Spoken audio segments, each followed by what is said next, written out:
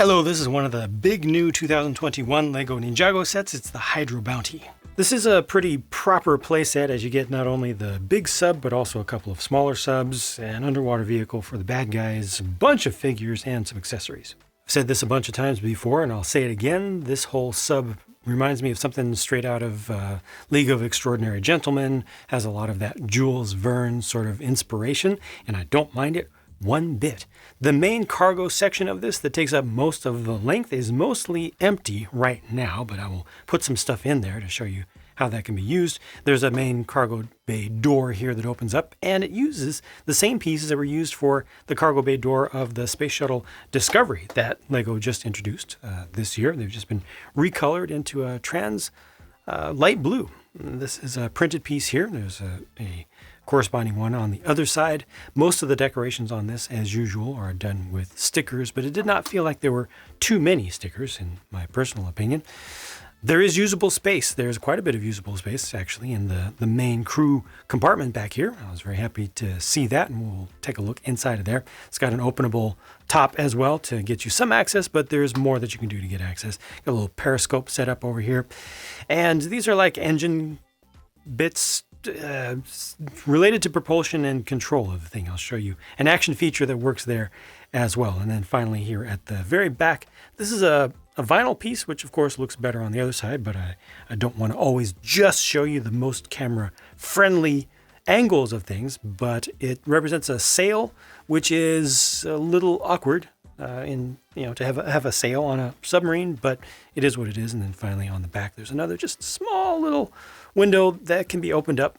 With so much generally hollow space, this is fairly lightweight and it's very, very swishable. It does have enough durability in the core section, even though it doesn't have a whole lot of support in there. It's built up strongly enough, and the way that these curved pieces are added on the sides really adds a lot of strength to it, so I'm not worried about crushing this in the middle. I also like how those portholes are done there with just the simple ring piece around the outside to provide some shape to what otherwise would just be rectangular bits. I want to show you the main action feature here. You can pull right here. This little section slides out, and when you do that, pulls on a couple of strings that have, or one string with studs at the opposite ends, and makes this happen, which is cool. Opens things up a bit, makes it look a little bit more intimidating. Unfortunately, to put it back, push that in, nothing happens. So you have to manually pull. Oops, don't pull it that far. Dang it. I'm not trying to take the whole thing apart. That's not a design issue. I just pulled it too much. And pull this back, and that resets those. You can also manually push these. So if you want to have just one of them opened up to kind of make it look like it's doing a hard turn underwater or something, you can do that. But this is the main thing. Unfortunately, it doesn't do all that much. There's a lot of work that goes into that mechanism, and I feel like it wasn't utilized all that well. But that's that. Let me show you the interior of this space here, which all lifts off. So the whole thing I mentioned, obviously you have this bit here, which can be opened up. Gives you a little bit of view into that, but more importantly, take all this off. And then there's actually more space inside of here, more usable space than it appeared from LEGO's official marketing photos and renders and stuff. They did not do a good job of showing you in advance just how usable this space would be. So obviously you've got two little control stations at the back with some consoles. Those are the same consoles, unfortunately, but they are printed pieces. And then you've got a spot for somebody to be, actually at the helm. There's even a printed compass piece there. And then around the back, there's yet another spot, which is nice to see. You can have another figure sitting down with, again, printed consoles off to the sides. And this is comfortable space. As long as you don't have huge hands, you can definitely get minifigures in and out of here. And yeah, it works well. I think that it's a good use of what I thought was going to be a very cramped space. It's not cramped. And then taking a better look inside of the main cargo area, again, it's very hollow and empty, but they do have connection points to hold on to minifigure accessories as well as other stuff. Let me put a bunch of stuff in here so you can see just what this can really hold. These things are nothing but boxes, and you can put flippers and other minifig accessories in them. It's a little tricky, but you can actually fit those side by side in the back. It's easier also to just put them in tandem. This is like a presentation mantle for the wigs. LEGO does officially call hairpieces wigs and they're presented as wigs in this case, just extra hair pieces to use with a few of the ninja in this set. I'm going to put this all the way in the back there, and I did switch Kai to the center to make this fit as tightly as possible. Shout out to viewer Craigster, who found out that combination before I did. I did some experimentation, but that's the best. And then there are the two small subs, the small individual ninja subs. So this is one for Lloyd. These all have the same builds, just slightly different suggestions of weapons towards the front. And just each one fits a single minifigure laying down in there, laying back all the way. It's a pretty basic thing. This actually spins up. Nice use of that spinner top piece. And you can also fold down the little fins, use them as stabilizers when it's out. But I'm going to fold these back up. This is the version for Cole. Again, looks just the same. Has different colors and different stickers. Could keep these folded up all nice and neat to put them into the sub. And the big one, that is. And you just have to line these up. Here, I've been told by viewers that you should be careful when putting these in because you can do damage to the stickers on the sides. And there we go. That's the spot. So both of those fit in there. They just have to be facing each other, and then the rest of the stuff is back there. And I still have these spots to hold on to some minifig weapons or accessories with those clips. And yeah, it all fits in there nice and neat. You just have to be a little bit careful with it, and it's effective. The whole bow section of the main ship was a big surprise. The first photos didn't show this, but the second batch of photos did.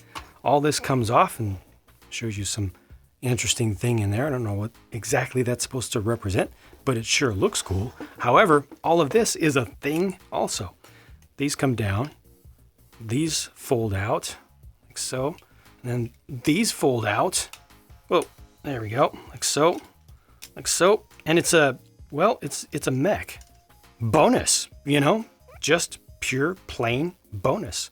Something that did not need to be included here, but definitely adds some extra value, I think, and I'm happy about that. Speaking of need, though, the one thing bad about this is that it doesn't have articulating knee joints, so that's going to make a lot of people mad who can't stand it when Lego leaves out knees. So that's unfortunate. Last few little details. Each of these fins can be altered in angle, so you can bring those out to make it look maybe a little bit more stable, I don't know, more sleek like this. This one can also be brought down like so. Makes it look even more like something from Extraordinary Gentleman. Same thing goes for these back here that can be opened up and closed. And then finally, this does have two spring-loaded shooters. Looks like they're trying to go for two each side, but only one of those works. You can see the stock of it sticking out there, and the same thing goes for the other side.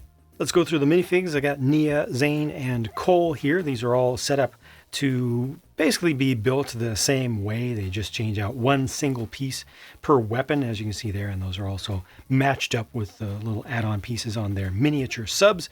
The Zane one in the middle shows you best how the dual molded headgear works. I was wrong the first time that I talked about these. I thought that it was triple molded, but the headgear piece is just its own thing, dual molded, and you can see how the goggles portion goes all the way around the side. You can't really see that well on the others, unfortunately. It really would have been nice if that stood out a little bit better. But all the black portion, which includes the tank around the back, the rebreather hoses, they got an integrated single katana sheath there, and a connector down at the waist so that the stuff doesn't flop around a lot. And you can see a couple of pouches, like ammo pouches, get added down there. That's part of the same piece.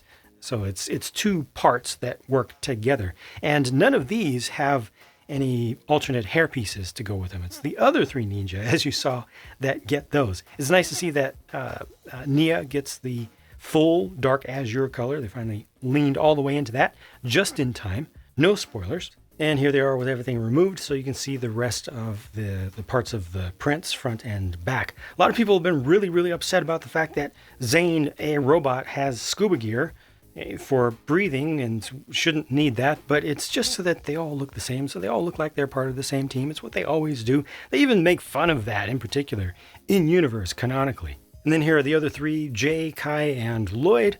And just hit pause if you want to look at these longer. I won't spend as much time on these because you've already seen basically how they work. So I kind of introduced the pattern for all of them, and these are just using their colors, their head pieces, the face pieces, and unique prints all the way through from the torso down to the legs. And there's a better look at their faces, complete, and spinning them around. They're their alternates. These two things on the left are called Woobots, and they're inspired by an older Lego theme, but in the show, they don't look like this at all. So they just have a bit of a canonical deviation there, which is unfortunate. No printing around the back, but the fronts are printed. On the right is a marae guard, which looks wonderful. Has that recolored headpiece, which works great with the black and the teal together. The prints all the way through are really, really nice. Just a genuinely deluxe figure. I think that's done really well. Oh yeah, also the marae guard gets some teal colored dive fins or flippers, and I forgot to mention, and this is a new color I believe, for these pieces, and I forgot to mention that each of the ninja plus each of the Woobots here comes with a pair of just regular black flippers or dive fins. This is the nefarious Prince Calamar, obviously big bad guy. Done really, really nicely. Good dual molding for the headgear piece there. Really good printing once again. You build up the weapon. Just all of this is just really solid work. Just some of the better stuff that Lego has done in recent years. Just overall, it's top quality. The sculpting of that headpiece all the way around with the dual molded elements coming through along the rear ridge as well. Really, really nice to see. Obviously, there's no minifig head underneath that. That's just a single solid piece, but it looks really good.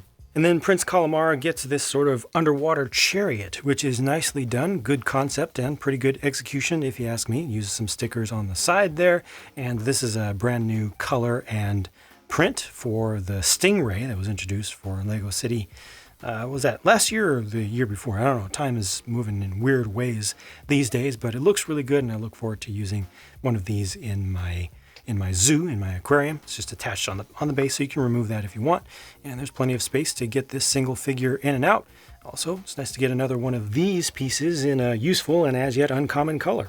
This is also really nice color-wise. It's the dual molded Wave Amulet to go opposite the previously released Storm Amulet, and it's got that iridescent or opalescent color baked into the trans light blue sort of setup that they got there with some bichromatic nature to it. From some angles, it starts to turn a little bit pink or purple, magenta. It's just really nice. Extra pieces include a lot of weapon parts, as is common these days with Ninjago. You get one extra bolt for your spring-loaded shooter, one extra one of these, which is nice for me. And this is what the sticker sheet looked like, or looks like now, all used up. This set costs $130 US, and it feels more and more like the price advantage that Ninjago has had as a theme over most of Lego's offerings for the longest time has eroded away. It's like Ninjago has arrived, but not in the good way, in the overpriced kind of way. I wish that this was $120 max as a set, but it's a good set. If you think that this offers good value, then let me tell you that I like it. I enjoyed the build process. I like the details. I like the utility. How much of this is usable? You know, this easily could have been a little bit rough in the usability and playability department, but thankfully there's enough room to put a bunch of folks back here. The Mech is a nice add-on, special kind of bonus extra thing. The subs are good. As long as you use the storage space very carefully, you can get a lot of use out of that. I think that the main action feature of opening up the rear fins was not implemented all that well. It doesn't really add that much to the play value, but fortunately it didn't take up too many pieces either.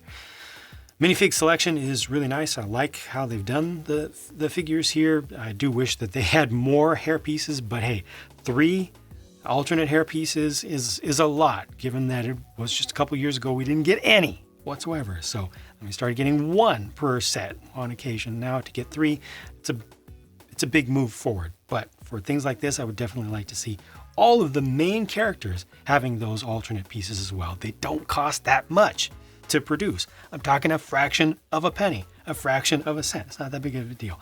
But this figure is definitely deluxe. That figure is also deluxe, even though it's just a random kind of generic bad guy. Overall, I'm happy with this, just wish it was a little bit cheaper. Thanks for watching. Hope this was enjoyable and or informative to you, and I'll talk to you again soon.